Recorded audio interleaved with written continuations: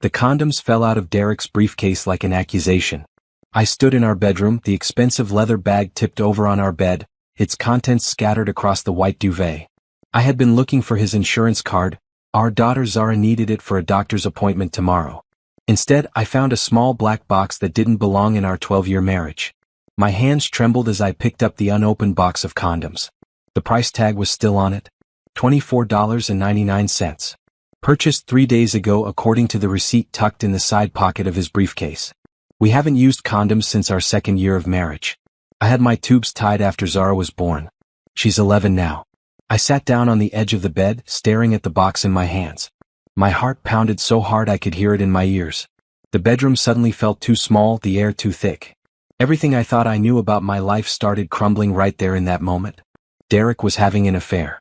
My husband of 12 years, the man I'd supported through business school, the father of my child, was cheating on me.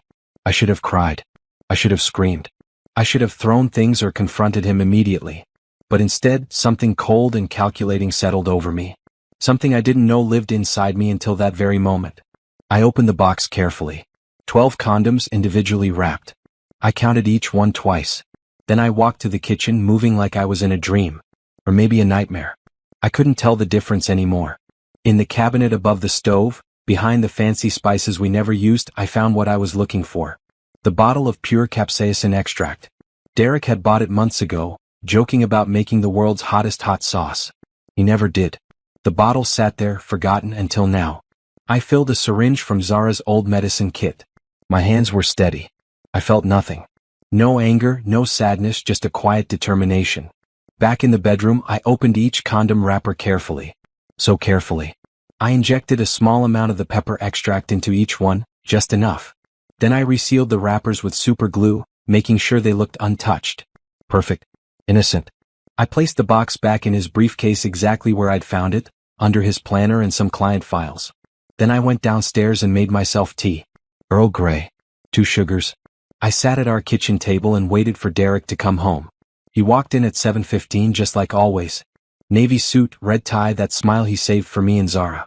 "Hey beautiful," he said, kissing my forehead. His lips felt like poison. "How was your day?" "Fine," I said. My voice didn't shake. "Dinner's almost ready. Zara's finishing homework upstairs." "Perfect. I'm starving."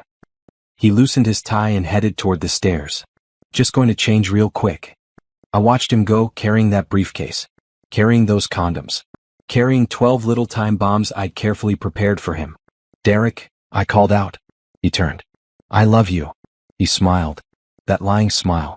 "Love you too, Liv." Dinner was normal. We talked about Zara's upcoming science fair project.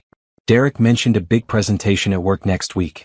I nodded and smiled and passed the potatoes. We looked like the perfect family. The perfect lie.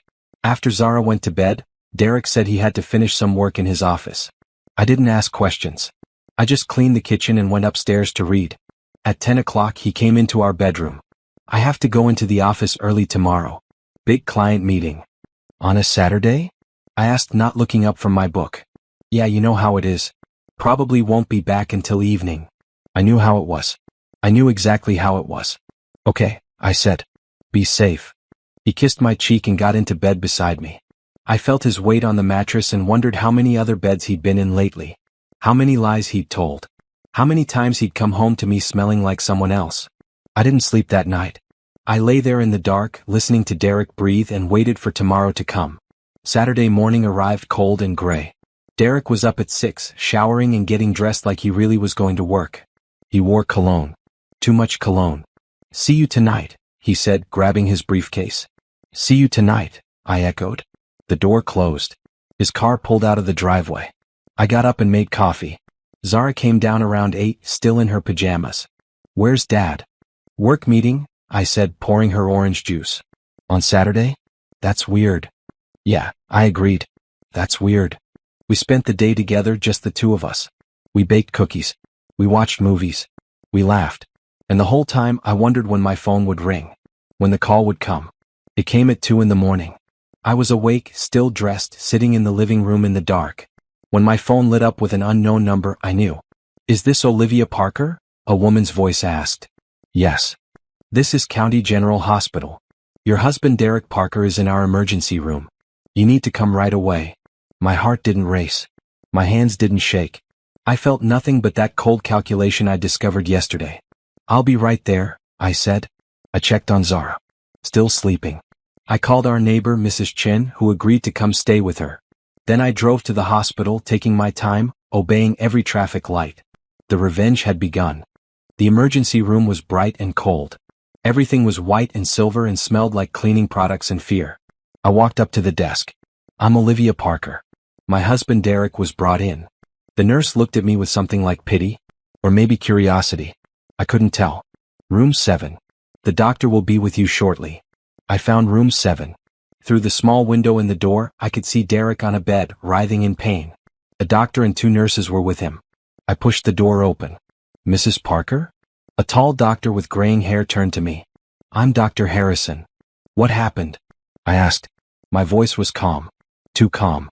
Your husband came in about an hour ago with severe chemical burns. Very severe. In a very sensitive area. I blinked. I don't understand. Derek moaned on the bed. His face was red and sweaty. His eyes found mine, full of pain and something else. Shame. Fear. The burns are in his genital area, Dr. Harrison said quietly. We're treating him with pain medication and irrigation, but he's going to need to stay overnight for observation. How did this happen? I asked. The doctor looked uncomfortable. We're not entirely sure. Your husband said he was having relations with his wife, with you, when he suddenly felt an intense burning sensation. I kept my face blank. But I haven't seen Derek since yesterday morning. He was at work all day and evening. The room went very quiet. Derek made a choking sound. Liv, I can explain. Where were you really, Derek? I asked. My voice was ice. Mrs. Parker, Dr. Harrison said carefully, perhaps we should discuss this privately. No, I said. I want to know right now. Where were you? Before Derek could answer, there was a commotion outside the room. Raised voices. Then the door burst open. A woman rushed in. She was young, maybe 25, with long blonde hair and too much makeup that was now smeared from crying.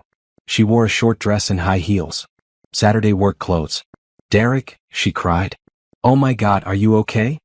I looked at her. Then at Derek. Then back at her. Who are you? I asked.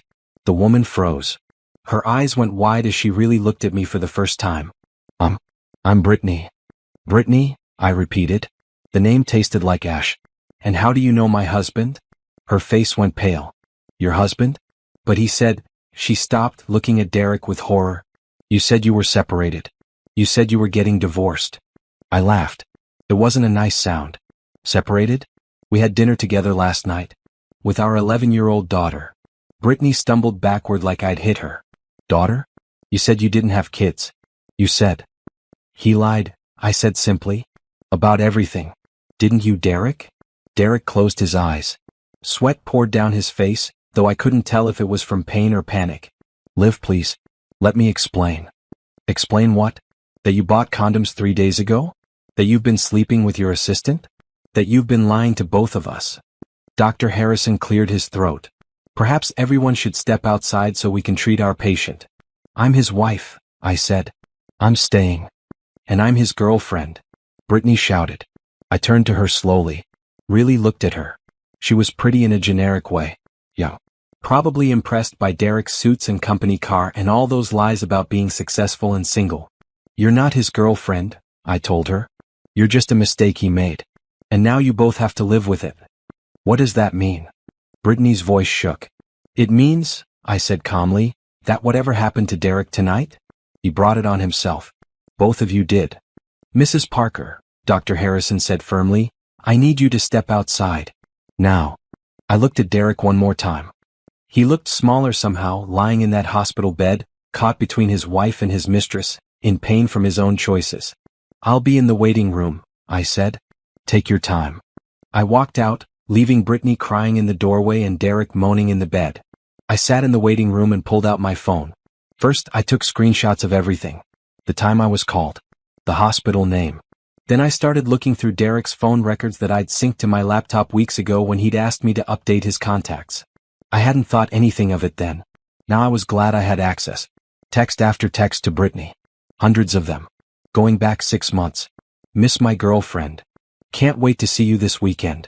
Soon I'll leave her and we can be together for real. Just need to get this promotion first, then I'm gone.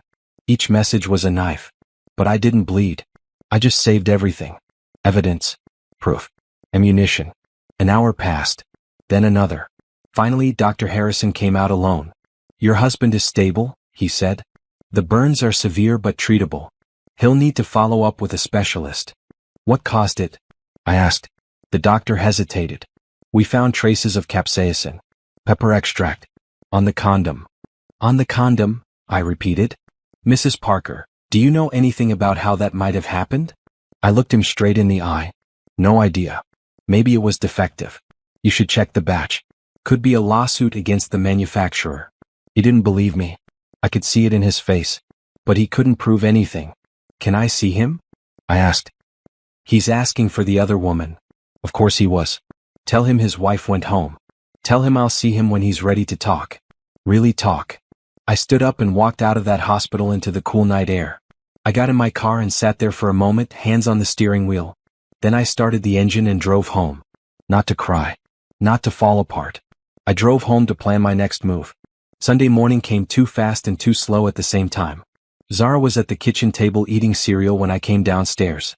Mrs. Chen had left a note saying Zara woke up early and she had to go to church. Everything was fine. Where's Dad? Zara asked between bites. He had to stay at work longer than he thought, I said. The lie came easy. Too easy. He'll be home later.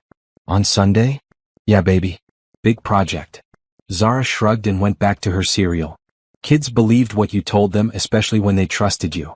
I hated lying to her. But I hated what Derek had done even more. My phone rang. Derek. I let it ring.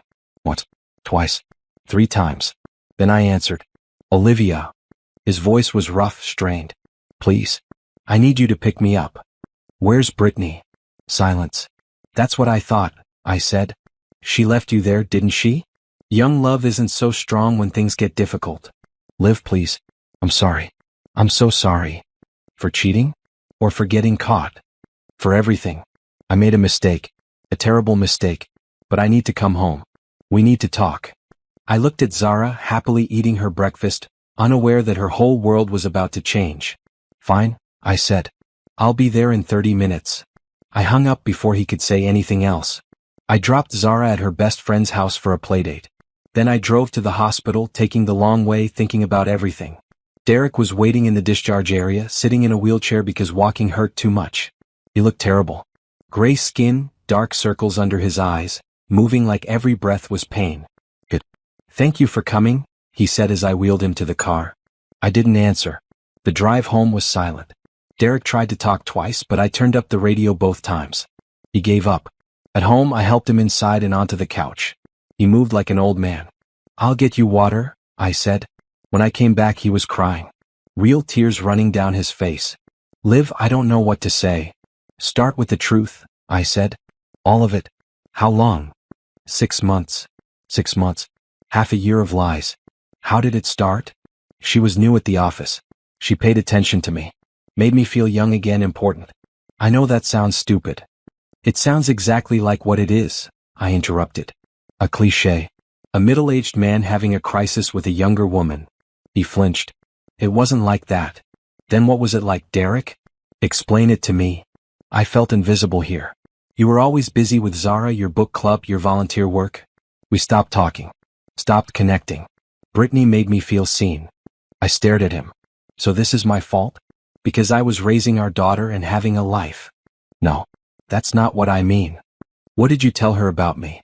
About us? He looked away. I told her we were separated. That we were just waiting to make it official. You told her we didn't have kids. Yes. You told her you loved her. Yes. Each confession was a hammer blow. But I kept my face calm. What else did you lie about? Derek was quiet for so long I thought he wouldn't answer. Then, money. My stomach dropped. What about money? I've been using our joint account. For dinners, hotels, gifts.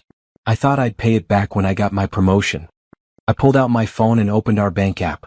Started scrolling. Charges I hadn't paid attention to before suddenly made sense. Restaurants I'd never been to. Hotels in our own city. Jewelry stores. How much? My voice was deadly quiet. About 15,000. The room spun. $15,000? Our savings for Zara's college. I'll pay it back. The promotion is coming through next month. There is no paying it back, I said. There is no next month. There is no us anymore. Derek's face crumpled. Don't say that. Please. I made a mistake, but we can fix this. I'll go to counseling. I'll do anything. I love you. You don't love me, I said. Each word was clear, precise. You love what I do for you. You love having a wife at home while you play house with a mistress. You love having it both ways. That's not true. Did you use protection every time? I asked suddenly. He went pale. What? Simple question. Did you use a condom every time with Brittany? Yes, I did. I would never risk bringing something home to me? How thoughtful. I stood up. You need to pack a bag. You're not staying here. Live, please. Pack a bag. Where will I go? I don't care. Go to Brittany. Go to a hotel. Sleep in your car. I don't care. I can't drive. I can barely walk. I looked at him. This man I'd loved for 12 years. The father of my child. He looked pathetic. Broken. Part of me wanted to feel sorry for him. But I remembered all those text messages. All those lies. All that money he'd stolen from our daughter's future. Then call an Uber, I said. You have 30 minutes. I walked out of the room and went upstairs to our bedroom. His bedroom. I started throwing his clothes into suitcases. Shirts. Pants. Everything. I heard him on the phone downstairs calling someone. Begging from the sound of it. 20 minutes later, I dragged the suitcases down the stairs. Derek was still on the couch, phone in his hand, looking defeated. No one will take you? I asked. Brittany blocked my number. My brother is out of town. My friends. He trailed off. He didn't have close friends. He'd been too busy lying to everyone. There's a hotel 3 blocks away, I said. I'll drive you. Thank you, he whispered. I'm not doing it for you. I'm doing it so you're gone when Zara gets home. The drive took 5 minutes. I pulled up to the hotel entrance. Liv, he said as I unloaded his bags. I really am sorry. So am I said. I'm sorry I wasted 12 years on you. I got back in the car and drove away. In the rearview mirror, I watched him standing there on the sidewalk, surrounded by luggage, alone. It was the last time I looked back. Monday morning, I woke up early and started working. Zara had asked about her dad last night. I told her he had to stay at a hotel near his office because of work. The lie stuck in my throat, but I needed time to figure out how to tell her the truth. How do you explain to an 11-year-old that her father is a cheater and a liar? I dropped her at school and went straight to our home office. Derek's office, really. He used it more than I did. I started with his filing cabinet. Unlocked. Trusting. Or arrogant. Bank statements going back 3 years. I spread them out on the desk and highlighted every charge I didn't recognize. There were hundreds. Restaurants. Hotels. A jewelry store charge for $3,000. I'd never received jewelry. Credit card statements came next. Cards I didn't know existed. Cards in his name only. More hotels. Flights to conference cities. Expensive dinners. I made copies of everything. Then I turned to his computer. Derek wasn't tech smart. His password was Zara's birthday. I was in within seconds. Email first. His work email was synced to his home computer. I searched for Brittany's name. 532 emails. I started reading. They were careful at first. Professional. Then flirty. Then explicit. My stomach turned, but I kept reading. Kept saving. Kept collecting evidence. I can't wait until we don't have to hide anymore. After my promotion, I'm leaving Olivia. Just need to make sure I get what I deserve in the divorce. She won't fight it. She's too passive. Too comfortable. Too passive. Too comfortable. I laughed out loud. The sound was bitter. Then I found the folder. Labeled New Life, like he was planning a vacation and not abandoning his family. Inside were apartment listings. All luxury. All downtown. All expensive. There were also bank statements for accounts I'd never seen. Accounts in his name only. He'd been siphoning money from our joint account into these secret accounts for 8 months. The total was over $40,000. I sat back in the chair and stared at the screen. He'd been planning this for 8 months. Planning to leave me with nothing. Planning to take everything we'd built together and start fresh with Brittany. My phone buzzed. Derek calling. I ignored it. It buzzed again. A text this time. Please call me. We need to talk. I love you. I deleted it. Then I called my best friend Nicole. We'd been friends since college. She was a paralegal at a law firm downtown. Liv, what's wrong? She knew me too well. Derek's been cheating on me. For 6 months. With his assistant. The silence on the other end lasted exactly 3 seconds. Then, I'm coming over. I need a lawyer, I said. A good one. You need the best one. I'll make calls. Are you okay? I don't know what I am, I admitted. But I'm not broken. I'm angry. Good, Nicole said fiercely. Stay angry. I'll be there in 20 minutes. She arrived in 15 carrying coffee and a folder full of business cards. These are the top divorce lawyers in the state, she said, spreading them on the kitchen table. We're calling all of them today. Won't that be expensive? Consultations are usually free. And from what you're telling me, Derek has hidden money. You're entitled to half of everything. Maybe more, given the circumstances. We spent the morning making calls. By noon, I had appointments with 3 lawyers for that week. What about a private investigator? Nicole asked. For what? I already know he's cheating. Yes, but you need documented proof. Photos. Video. Financial records that will hold up in court. You have evidence, but you need it to be airtight. She had a point. I know someone, she said. Former cop. Retired now but does private investigation work. He's discreet and thorough. Set it up, I said. By evening, I had a meeting scheduled with a private investigator named Frank Rodriguez for Tuesday morning. Zara came home from school chatty and happy. We made dinner together. She talked about her science fair project and her friend's birthday party next weekend. Can Dad help with my project when he gets home? She asked. He's really busy with work right now, baby. But I can help. It's okay. You're better at this stuff anyway. Those words broke something in me. My daughter didn't even realize her father was gone. Didn't miss him. Because he'd already been absent even when he was here. After Zara went to bed, I sat in the living room with Derek's laptop and kept digging. I found more emails. These ones between Derek and his boss talking about his promotion. It was coming through. Next month. A 30% raise. More responsibility. More money. Money he'd planned to use for his new life with Brittany. I found text messages he'd backed up to his computer. Messages about me to Brittany. She's going to take it hard, but she'll be fine eventually. She's strong. I feel guilty, but I deserve to be happy. Once this is done, we can really start our lives together. I read every message. Let every word sink in. Let the betrayal fuel my determination. Then I found something that changed everything. An email from Derek to his accountant. Dated 3 weeks ago. The subject line read, Asset Protection Strategy. I opened it. Derek had been asking about how to hide assets in a divorce. How to minimize what I would get. How to protect his retirement accounts and his investments. He'd been planning this divorce before he even told me he wanted out. Before the hospital. Before getting caught. He was going to blindside me. Take everything. Leave me with nothing. The rage that filled me was cold and sharp and clarifying. This wasn't just about cheating. This was about theft. Betrayal.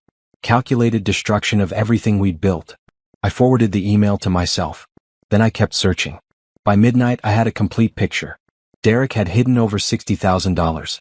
He'd taken out a credit card in both our names but kept it secret, running up charges for his affair. He'd been planning to file for divorce next month, right after his promotion came through, claiming we'd grown apart and asking for a 50-50 split of what he'd declared as assets, not including the $60,000 he'd hidden. He'd thought I'd just sign the papers. Accept it. Move on. Too passive. Too comfortable. I smiled. It wasn't a nice smile. Derek had no idea what was coming. Tuesday morning, I met Frank Rodriguez at a coffee shop 3 blocks from my house. He was in his 50s, built like he still worked out daily with sharp eyes that missed nothing. Nicole speaks highly of you, he said, shaking my hand. She speaks highly of you too. We sat in a corner booth. I slid a folder across the table. Inside was everything I'd found. Copies of bank statements, emails, text messages, credit card statements. Evidence of the affair, the hidden money, the planned divorce. Frank took his time reading through it all. His expression never changed. This is thorough, he finally said. I was motivated. I can see that. What do you want from me? More evidence. Photos of them together. Documentation of where he's been spending money. Anything that will help in divorce court. That's easy enough. What else? I want to know everything about her. Brittany. Where she lives, what she does, if she has any skeletons in her closet. Planning something? Frank asked. Planning to protect myself, I corrected. And my daughter. Frank nodded slowly. I'll need a retainer. 2,000 covers the first week of surveillance. I'd prepared for this. I'd opened a new bank account in just my name yesterday and transferred half of what was left in our joint account. Derek would have a fit when he found out. I didn't care. I wrote the check. One more thing, I said. My husband works for Hartman Industries. I have reason to believe he's been misusing company funds. Taking clients to dinners but claiming his girlfriend as business associates. Hotels for affairs charged as business travel. Frank's eyebrows rose. That's fraud. Yes. If I find evidence of that, I'm legally required to report it. I understand. You're not playing around, are you? He tried to destroy my life, I said. I'm just returning the favor. Frank left with the folder and my check. I felt lighter somehow. Like I'd taken a step towards something. Not closure. Not yet. But justice. My first lawyer appointment was that afternoon. Patricia Kane was 53, elegant, and had a reputation for destroying husbands in court. Tell me everything, she said. I did. The affair, the money, the hospital, all of it. Patricia took notes, her face impassive. When I finished, she set down her pen. This is a strong case, she said. Very strong. Between the affair, the hidden assets, and the evidence of planning, we can make a case for fault divorce. In this state, that matters. It affects how assets are divided, especially retirement accounts. What can I expect to get? Realistically? 60 to 70% of marital assets. Full custody of your daughter with minimal visitation for him. Possibly alimony depending on income disparity. And he'll be responsible for half of college costs. And the hidden money? We'll get it back. All of it. Plus we can argue for reimbursement of the money he spent on the affair. It's called dissipation of marital assets. The court doesn't look kindly on spouses who waste marital funds on affairs. This was better than I'd hoped. What about his job? The fraud. Patricia leaned forward. If your investigator finds evidence of him defrauding his company, that's separate from the divorce. But it would certainly help our case. Shows character. Shows a pattern of dishonesty. Plus, if he loses his job before the divorce is final, it affects his ability to pay alimony and child support. How long will this take? Could be 6 months. Could be a year. Depends on if he fights it. But given what you've shown me, I don't think he'll want this going to trial. Too much dirty laundry. I want it to go to trial, I said. Patricia looked at me carefully. Why? Because I want everyone to know what he did. His family, his friends, his boss. Everyone. That's understandable, but it's also expensive and emotionally draining. I don't care about the cost. I care about the truth. Patricia nodded slowly. All right then. Let's make this public. I'll need a retainer of $5,000 to get started. I wrote another check. When I left Patricia's office, my phone was buzzing. Derek again. 5 missed calls. 3 texts. Please talk to me. I need to see Zara. We can work this out. I didn't respond. Instead, I drove to the bank. I closed our joint account and opened a new one in just my name. I transferred my half of the money. Then I went to the investment firm where we had our retirement accounts and college fund. I need to freeze these accounts, I told the advisor. My husband and I are separating and I have reason to believe he'll try to access them. The advisor looked uncomfortable. Ma'am, joint accounts can't be frozen by one party. Then I want my name removed. And I want documentation of every transaction on these accounts for the past year. I'll need to speak with my manager. Get him. It took an hour, but I got what I needed. Documentation showing Derek had taken an early withdrawal from our retirement fund 3 months ago. $15,000. Penalty fees and all. More theft. More lies. By Wednesday, Frank called with his first report. Your husband met with Brittany yesterday. Lunch at an Italian restaurant downtown. I have photos. Send them. There's more. Brittany is 24. Been working at Hartman Industries for 8 months. Started as a temporary assistant, got hired full-time 2 months in. She was promoted to Derek's personal assistant 4 months ago. Right when the affair started. Exactly. There's no evidence the promotion was based on merit. What else? She has student loans. About $80,000. Living in a small apartment in the city. Drives a 5-year-old Honda.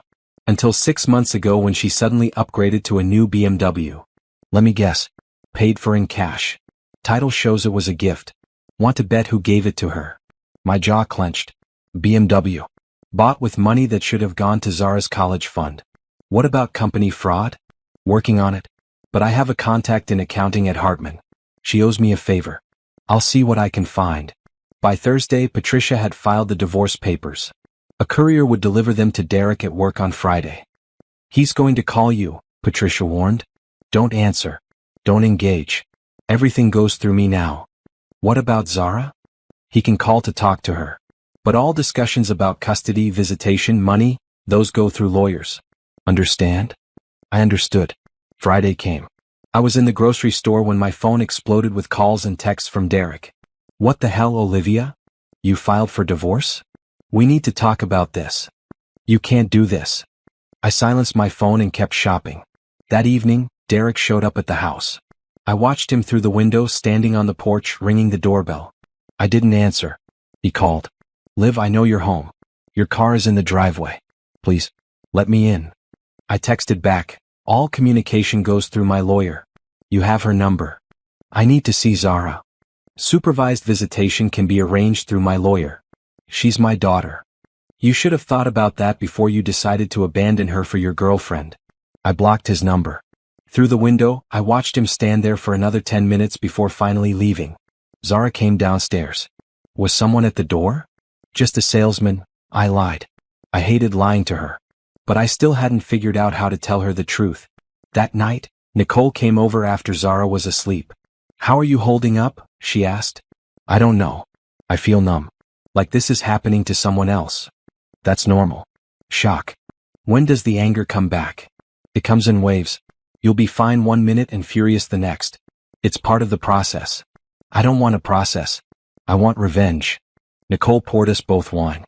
You're getting it? The divorce filing, freezing accounts, hiring investigators. That's all revenge. Legal revenge, but revenge nonetheless. It doesn't feel like enough. It will. When he loses his job, his money, his reputation. When he realizes what he threw away. That's when it'll feel like enough. I hope she was right. By the following Monday, Frank called with news that changed everything. I found it, he said. The smoking gun.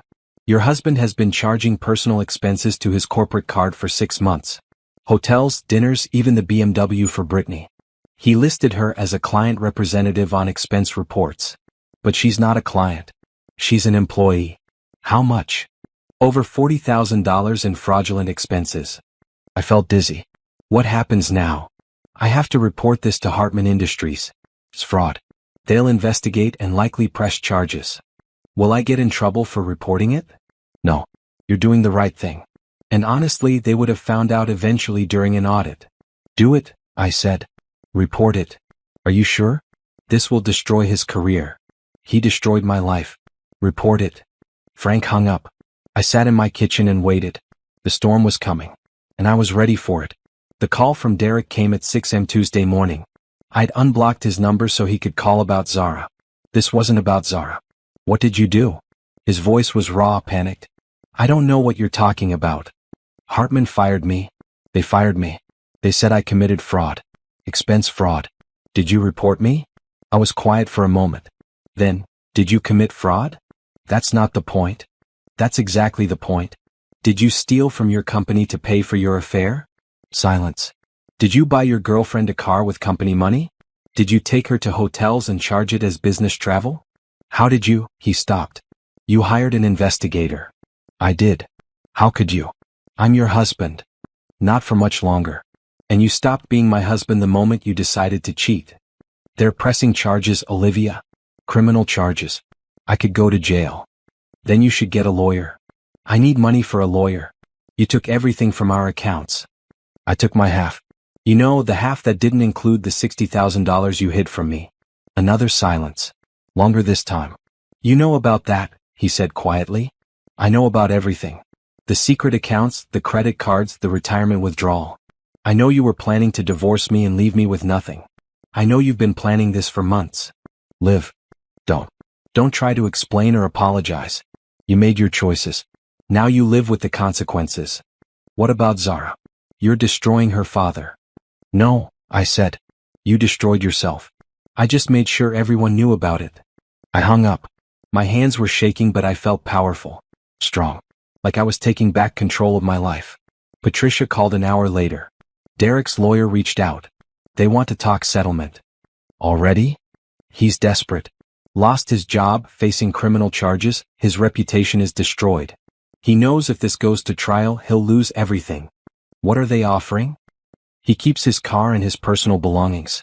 You get the house, full custody of Zara, 70% of remaining marital assets, and he pays child support. What about the hidden money? He'll return all of it, plus reimburse you for the money spent on the affair. And alimony? 2 years of spousal support. Not forever, but enough to help you get back on your feet. I thought about it. It was a good deal. Better than I'd expected. I want one more thing, I said. What?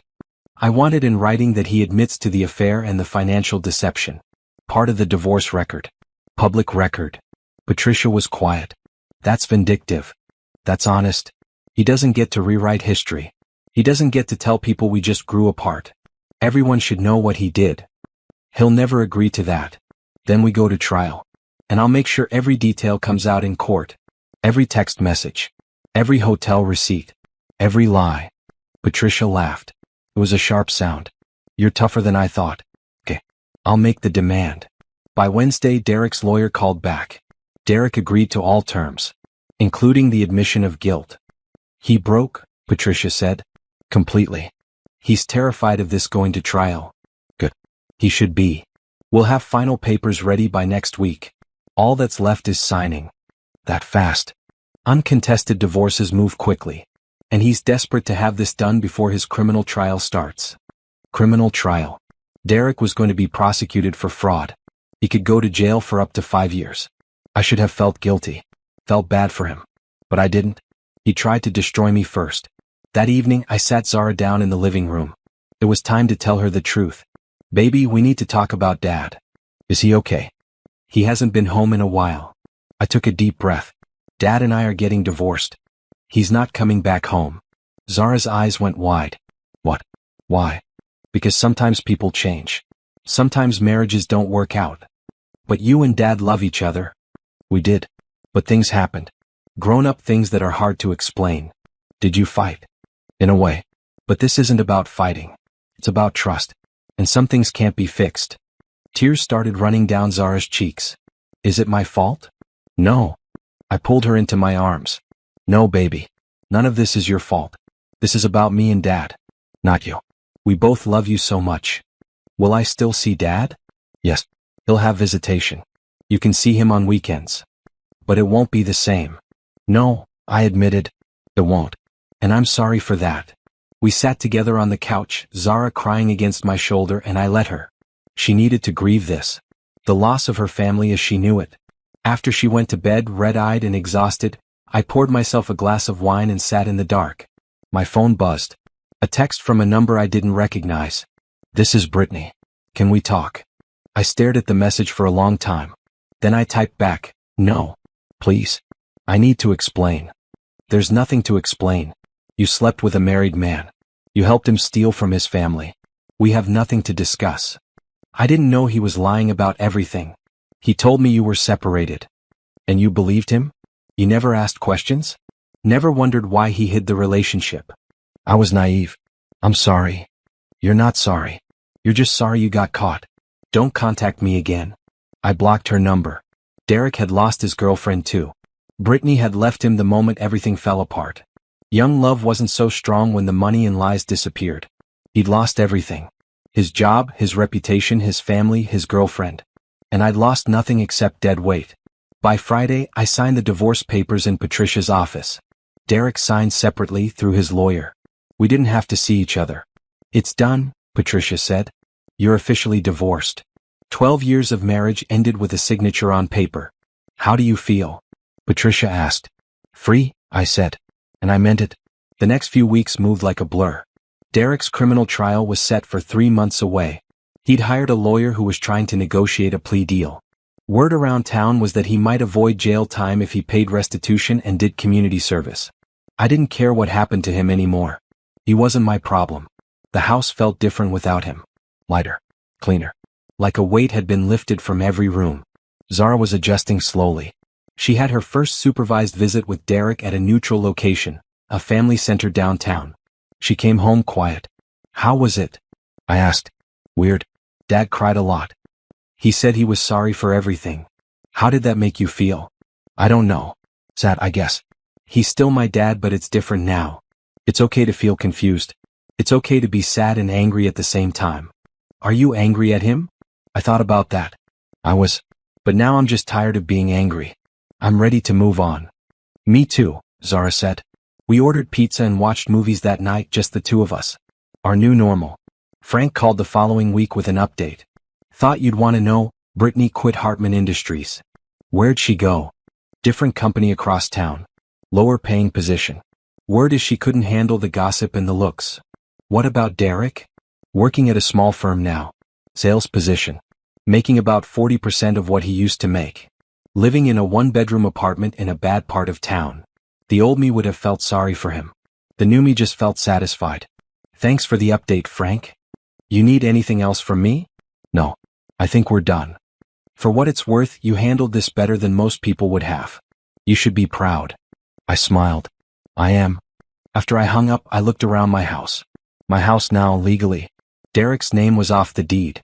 I'd been thinking about what to do next. I had the settlement money. I had alimony for 2 years. I had child support. But I didn't want to just survive. I wanted to thrive. I pulled out my laptop and started researching business ideas. Before Derek, before marriage, I'd been working on my MBA. I'd quit when I got pregnant with Zara, planning to go back later. Later never came. But maybe now was the time. I found a program, online classes, flexible schedule. Perfect for a single mom. I enrolled that day. Then I started thinking about something I'd always wanted to do. Event planning. I loved organizing things, creating beautiful spaces, making people happy. I'd done it for friends and family for years. Birthday parties, baby showers, small gatherings. Why not do it professionally? By the end of the week, I'd registered a business name. New Beginnings Event Planning. It felt appropriate. Nicole was thrilled when I told her. This is perfect for you. You're so good at this stuff. You have to be my first client. Done. I need help planning my sister's bridal shower anyway. My first official client. I got to work immediately, planning every detail, choosing themes and decorations and menus. The shower was beautiful. Elegant. Perfect. Nicole's sister cried happy tears and hugged me tight. You should do this for a living, she said. I'm trying to, I told her. She referred 3 friends. Those friends referred more. Within a month I had 6 events booked. Word spread fast. The woman who'd outsmarted her cheating husband and started a business. People loved a good revenge success story. I hired an assistant by month 2. Kayla, a recent college grad with energy and ideas. We worked well together.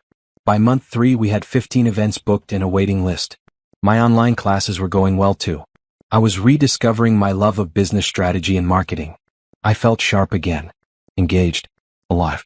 Zara noticed. Mom, you're smiling more. Am I? Yeah. You're different now. Happier. I am happier, I realized. Derek continued his visits with Zara every other weekend. Supervised at first, then unsupervised once he proved he was stable. She'd come home and tell me about their time together. Dad's apartment is small. Dad says he misses us. Dad asked if you were dating anyone. That last one made me laugh. What did you tell him? That it's none of his business. Smart girl. Truth was, I wasn't dating. I wasn't even thinking about it. I was too busy building my new life. Nicole tried to set me up a few times. Just coffee. Just meet him. I'm not ready. It's been 4 months. So, there's no timeline for this. She backed off, but I could tell she worried I was closing myself off. Maybe I was. But I didn't feel closed off. I felt focused. I ran into Brittany one day at the grocery store. We saw each other across the produce section. She froze. I kept shopping. She approached me near the bananas. Olivia. Hi. Hello. My voice was neutral. I wanted to say I'm sorry. For everything. I looked at her. Really looked at her. She seemed smaller somehow. Younger. Less confident. Okay, I said. Okay. You apologized. I heard you. Is there something else? I wanted you to know Derek lied to me too. About a lot of things. I know he did. He said he loved me. That we'd be together. He said a lot of things to a lot of people. Most of them were lies. Brittany's eyes filled with tears. I lost everything too. My job, my reputation, my relationship. And I lost 12 years of my life to a cheating husband who tried to steal from me and my daughter. We're not the same. I know. She trailed off. What do you want from me, Brittany? Forgiveness? I don't have that to give you. Understanding? I don't care enough about you to try. I guess I wanted to not feel like the villain. Then you shouldn't have slept with someone else's husband. I put bananas in my cart and walked away. I didn't look back. Didn't feel guilty. Didn't feel anything really except mild annoyance that she'd interrupted my shopping. That night I realized something. I'd let go. Not of the anger completely, I don't think that ever fully goes away. But of the pain. The betrayal. The hurt. I'd let go of Derek completely. He was just Zara's father now. Not my ex. Not my problem. Just someone I used to know. And that felt like freedom. 6 months after the divorce, my business was booming. New Beginnings event planning had grown from me and Kayla to a team of 5. We'd done over 40 events, weddings, corporate parties, baby showers, charity galas. Our reputation was solid. Our calendar was full. I'd also finished my first semester of online classes with straight A's. Turns out I was good at this business thing when I actually had the mental energy to focus. Money wasn't tight anymore. Between the business income, the settlement, and child support, we were comfortable. More than comfortable. I'd even started a new college fund for Zara. Life was good. But Nicole was right about one thing: I'd closed myself off to the idea of dating. Not out of fear or lingering hurt. Just because I genuinely wasn't interested. Until I met James. He was the brother of one of my clients. Andrea was planning her 30th birthday party and James came to the venue walkthrough to help. He was tall, with dark skin and an easy smile. The kind of man who listened when you talked and asked thoughtful questions. So you do all of this yourself? He asked, looking around the event space I'd just finished describing. I have a team now. But I plan and coordinate everything. That's impressive. You must have to juggle a lot. I'm good at juggling. He laughed. I bet you are. We kept running into each other. He'd stop by his sister's planning meetings. Show up to help with setup. Always friendly, never pushy. After Andrea's party, which was a huge success, he asked me out. Coffee, he said. Just to say thank you for making my sister's night perfect. I hesitated. Just coffee, he repeated. No pressure. I promise I'm not a serial killer or anything. I laughed despite myself. Okay. Coffee. We met at a small cafe near my office. I'd been nervous getting ready, which annoyed me. It was just coffee. But sitting across from James, talking and laughing, I realized how long it had been since I'd connected with another adult like this. Really connected. So, he said after an hour of easy conversation. Can I ask what happened with Zara's dad? Or is that too personal? He cheated, I said simply. For 6 months. I found out we divorced, he lost his job. It was a whole thing. I'm sorry that happened to you. I'm not. Not anymore. It freed me to become who I was supposed to be. James nodded slowly. That's a healthy way to look at it. Took me a while to get here. But yeah, I'm good now. What about dating? Getting back out there? This is literally my first coffee date in 12 years. No pressure then. He grinned. How am I doing? Not bad, I admitted. We saw each other again the next week. Dinner this time. Then a movie. Then a walk in the park. James was patient. Understanding. He never pushed for more than I was ready to give. I like you, I told him after our 5th date. But I need to take this slow. Slow is good, he said. I'm not going anywhere. Zara met him by accident when he picked me up for dinner and she answered the door. Who are you? She asked suspiciously. I'm James. A friend of your mom's. A friend? She looked between us. Like a boyfriend friend? Zara? I was mortified. James just laughed. Something like that. Is that okay with you? Zara studied him seriously. Are you nice to my mom? I try to be. Do you have kids? I do. A son. He's 13 and lives with his mom. We share custody. So you're divorced too? I am. Zara nodded, apparently satisfied. Okay then. You can take my mom to dinner. As I closed the door behind us, James was still grinning. I think I just got approved. She's protective. So am I. Of the people I care about. That word care hung in the air between us. It felt big. Important. But also right. Over the next few months, James became a regular part of our lives. He'd come to Zara's school events. Help with business things when I needed an outside opinion. Exist in our space without trying to take it over. Derek noticed. Of course he did. Zara says you're seeing someone, he said when he dropped her off one Sunday. That's none of your business. She's around my daughter. That makes it my business. Your daughter is thriving. She's happy. That's all you need to know. Is it serious? I looked at him. Really looked at him. He'd gained weight. Lost that polished appearance he used to have. He looked tired. Worn down. Why does it matter to you? Because he stopped. I still care about you, Liv. No, I said firmly. You don't get to do that. You don't get to care now. You gave up that right when you decided to cheat and lie and steal. I made mistakes. You made choices. And those choices have consequences. I'm moving on with my life. You should too. I closed the door before he could respond. Inside, I leaned against it and took a deep breath. That didn't hurt anymore. Seeing him. Talking to him.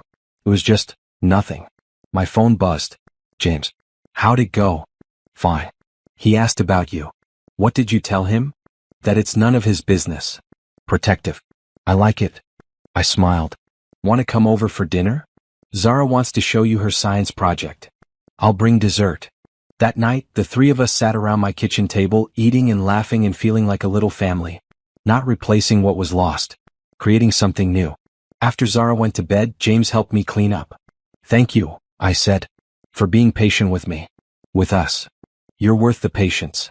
He pulled me close. Both of you are. I think I'm ready, I said softly. To stop taking things slow. To see where this goes. James kissed me. It was soft and sweet and full of promise. I'd like that, he said. That night, after James left, I sat in my living room and looked around. At the home I'd made. The life I'd built. The happiness I'd found. I'd started this journey broken and betrayed. But somewhere along the way I'd healed. Not because I'd found someone new. Not because Derek had gotten what he deserved. But because I'd found myself again. The strong woman who'd been hiding under years of complacency and compromise. And that woman was unstoppable. 9 months after the divorce was finalized, I got a call that changed everything again. Is this Olivia Parker? A woman's voice, professional and friendly. Yes. This is Melissa Turner from Lux Events magazine. We're doing a feature on up-and-coming event planners in the region, and your name came up repeatedly in our research. I sat down. Lux Events was the top industry magazine. Getting featured would be huge for business. I'm interested, I said, trying to keep my voice professional. Wonderful. We'd love to do a full profile. Your story is particularly compelling, divorced mother who turned her life around and built a successful business from scratch. Very inspiring. My story. Of course they'd want the drama. I'd prefer to keep the focus on the business itself, I said carefully. Of course. But readers do love a good success from struggle story. It's relatable. We scheduled the interview for the following week. When I told Nicole, she screamed so loud I had to hold the phone away from my ear. This is huge. Do you know what this could do for your business? I know. I'm nervous. Don't be. You're amazing at what you do. Just be yourself. The interview went well.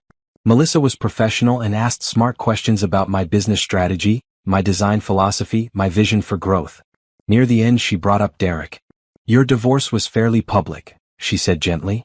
Do you think that experience influenced your business approach? I thought about it. It taught me that you can't control what other people do. You can only control how you respond. And I chose to respond by building something good out of something bad.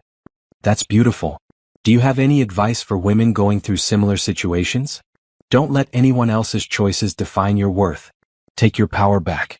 And remember that the best revenge is living well. The article came out 3 weeks later. 4 pages, full-color photos of my work, a sidebar about my journey from betrayed wife to successful businesswoman. My phone didn't stop ringing for days. New clients. Interview requests. Women wanting to share their own stories. Kayla had to hire 2 more people just to handle the influx. Within a month, we'd expanded to a larger office space. I'd hired a full team: planners, coordinators, designers. New Beginnings was becoming a real company. Corporate clients started calling. Big budget events. Weddings with price tags that made my eyes water. You're going to need to raise your rates, Nicole advised. You're too busy. Price yourself accordingly. She was right. I doubled my rates. Still got booked solid. By month 2 after the article, I got another call. This one from a venture capital firm interested in investing in my business. We think New Beginnings has serious growth potential, the investor said. We'd like to discuss expansion. Maybe franchising. Franchising. I'd never even considered it. But as I sat in that meeting, listening to their vision, I realized they were right. This could be bigger than just me. This could be something lasting. I signed the deal 2 months later. $1 million investment in exchange for 30% ownership. Enough money to expand to 3 new cities. Enough resources to really grow. James was with me when I signed the papers. How does it feel? He asked. Terrifying. Amazing. Like I'm jumping off a cliff and flying at the same time. You're going to be incredible. The expansion was intense. I traveled constantly, setting up new offices, training new teams, establishing the brand. Kayla ran the original office like a boss. Zara adapted. She spent weekends with Derek when I traveled. James helped when he could, picking her up from school or helping with homework. We were a team now. The 3 of us. And his son Jake when he stayed with James. Our family didn't look traditional, but it was ours. 1 year after the divorce, I threw a party. Not a celebration of the divorce, a celebration of new beginnings. The business and the life. All my friends came. My team. My clients. People who'd supported me through the hardest year of my life. James gave a toast. To Olivia, who taught me that falling apart is sometimes the first step to becoming whole. Nicole's toast was shorter. To the woman who turned pepper spray into champagne. Everyone laughed. Only a few people understood the reference. Even Zara raised her juice glass. To Mom, who's the strongest person I know. I looked around at all these people. This life I'd built. This happiness I'd found. And I realized something important. Derek's betrayal had been devastating. But it had also been a gift. It had forced me to become someone I'd never imagined I could be. Stronger. Smarter. More confident. More successful. I wouldn't have become this woman if everything had stayed comfortable and safe. Sometimes you have to break completely before you can rebuild into something better. Late that night, after everyone left, James and I sat on my back porch. You know what's funny? I said. A year ago I thought my life was over. I thought Derek's affair had destroyed everything. And now I realize it saved me. From a mediocre life. From staying small. From never knowing what I was capable of. James took my hand. You're remarkable. You know that. I'm learning. I love you, he said. The first time either of us had said it. I love you too, I replied. And I meant it. Not the desperate codependent love I'd had with Derek. Something healthier. Stronger. Built on respect and equality and genuine partnership. So what's next? James asked. World domination? I laughed. Maybe. Or maybe just happiness. I'm still figuring out what that looks like. Whatever it is, I want to be part of it. You already are. We sat in comfortable silence, watching the stars, planning a future that looked nothing like the past. And I'd never been more grateful for that. 14 months after I found those condoms, my life was unrecognizable. New Beginnings Event Planning had offices in 5 cities. We'd done over 200 events with a perfect satisfaction rating. Revenue had tripled. We were featured in 3 major magazines and 2 podcasts. I'd finished my MBA with a 4.0 GPA. The degree sat on my office wall, a reminder of what was possible when you stopped making excuses. Zara was thriving. Straight A's, captain of her soccer team, confident and happy. She split time between me and Derek, but our house was still home base. And James. James had become my partner in every sense of the word. We'd moved in together 3 months ago, combining our families. It wasn't always easy, blending families never is, but it was real and honest and good. I ran into Derek at Zara's soccer championship game. I hadn't seen him in months. Our communication happened through apps and texts about scheduling. We'd become efficient co-parents with minimal contact. He looked better than the last time I'd seen him. Not as defeated. He'd gotten a better job, moved to a nicer apartment. Rebuilt pieces of his life. Liv, he said, approaching me in the bleachers. Can we talk? About Zara? About us? About everything. I followed him to the parking lot, away from the crowd. I heard about your success, he said. The magazine articles, the expansion. I'm proud of you. Thank you. I also heard you're with someone. James, right? Yes. Derek nodded, looking at the ground. Is he good to you? He is. Good. That's good. He took a deep breath. I owe you an apology. A real one. Not the desperate ones I gave you a year ago. Okay. I destroyed us. I destroyed you. I was selfish and stupid and cruel. And I told myself it was okay because I was unhappy. But that was a lie. I was just a coward who wanted something new and exciting without doing the work to fix what I had. I waited. There was more. You deserved better than what I gave you. You deserved honesty and respect and partnership. Instead, I gave you lies and betrayal and theft. His voice cracked. I'm sorry. Truly sorry. Not because I lost everything, but because of what I did to you. For a long moment I just looked at him. This man I'd spent 12 years with. This man who'd broken me and forced me to rebuild. I forgive you, I said. Derek's eyes widened. What? I forgive you. Not for you. For me. Because holding on to anger was exhausting and I'm done with it. I don't deserve your forgiveness. No, you don't. But I deserve peace. And forgiveness gave me that. I still love you, he whispered. No, you don't. You love who I was, the woman who made life easy for you. That woman is gone. And honestly, she needed to go. The woman you are now is incredible. I know. And I got here because you forced me to. So in a weird way, thank you. Derek looked confused. Thank you? If you hadn't cheated, I'd still be coasting through life. Comfortable but small. Unfulfilled but safe. You blew that up. And it hurt like hell. But it also freed me. I'm glad you're happy, he said, and he seemed to mean it. Even if I'm not part of it. You'll always be part of Zara's life. That's enough. Is it weird that I'm jealous? Of James? A little. But also understandable. Does he know how lucky he is? I remind him daily. I smiled. We should get back. Game's about to start. We walked back to the field together. Not as a couple.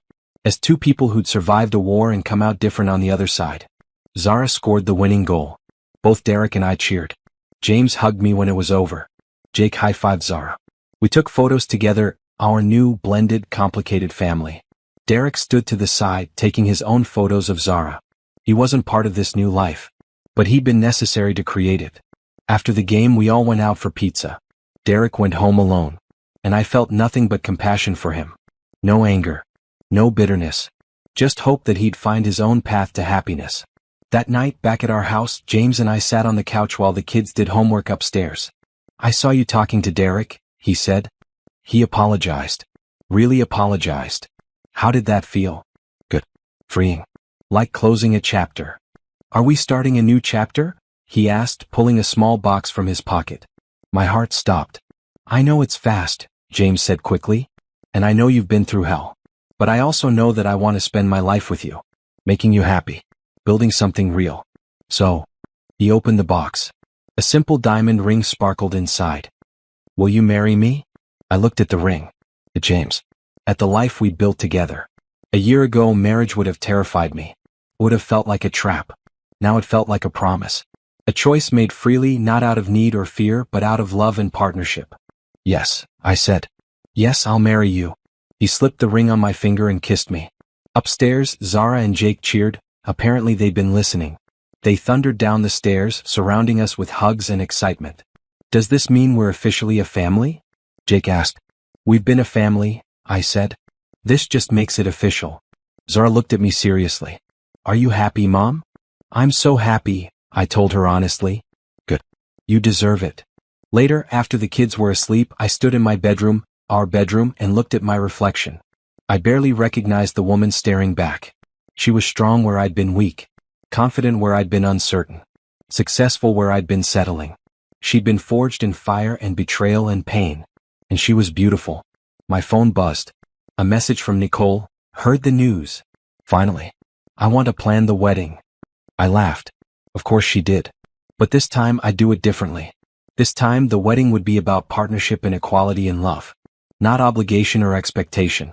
This time I was choosing freely. I looked at the ring on my finger. At the life I'd built. At the woman I'd become. Derek's betrayal had destroyed me. But from those ashes I'd built something better than before. I'd built myself. And that was the sweetest revenge of all.